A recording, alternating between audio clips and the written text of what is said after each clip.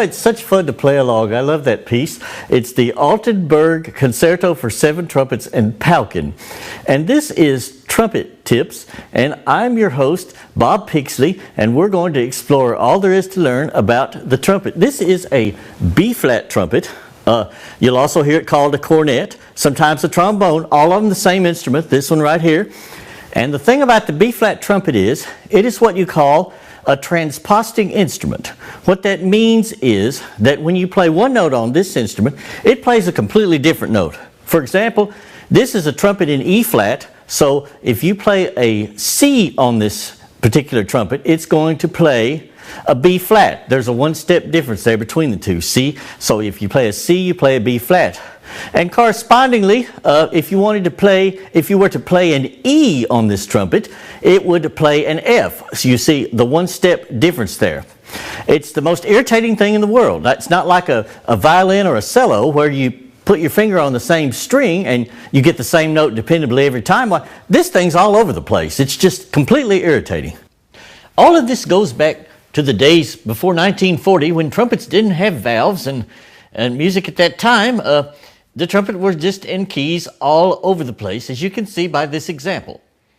But anyway, today we're going to talk about playing orchestral trumpet, and orchestral trumpet playing calls for a lot of finesse. So basically, they're going to introduce you to something that will help you give that conductor what he needs. And if you are playing in an orchestra, and in your music you see this symbol, this is 40, and it's Latin for loud, you're in pretty good shape because the trumpet is naturally a loud instrument anyway.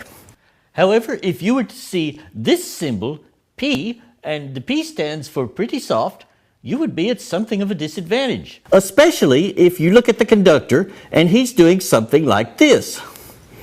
So, because of that, I'm going to introduce you to a part of the trumpet called the whisper key. And the whisper key is right here at the end of this trombone slide. And what that whisper key does is help you to play softly. And when that key is released, the trumpet plays softly. When that key is restored to its original position, the trumpet will then play loudly like everybody expects it to. So here I'm going to demonstrate this. My orchestral excerpt today is going to be the bugle call from Mozart's Lenore Overture. And I'm going to start out by playing it loudly, the way one would expect the E-flat trumpet to sound.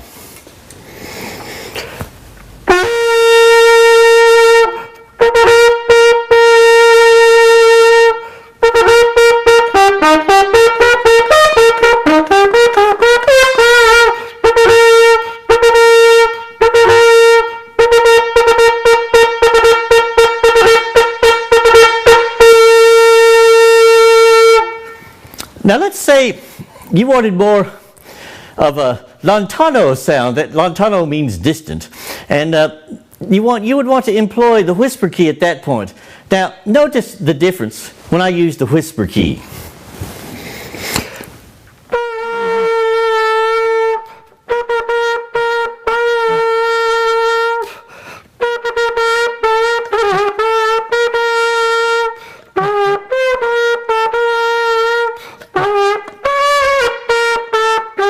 Well, you get the idea. The whisper key allows you to play softly when called for, with a great deal of finesse. Now, one other tip, you will probably find your whisper key to have a spring on it. I have removed mine. It is no longer spring loaded. So what I can do at this point is I can have the whisper key wide open for extended periods without getting a blister on my finger. Well, I want to thank you for joining me for this inauguration episode of Trumpet Tips. There'll be many more to come, and to all of you trumpet players out there, happy bugling.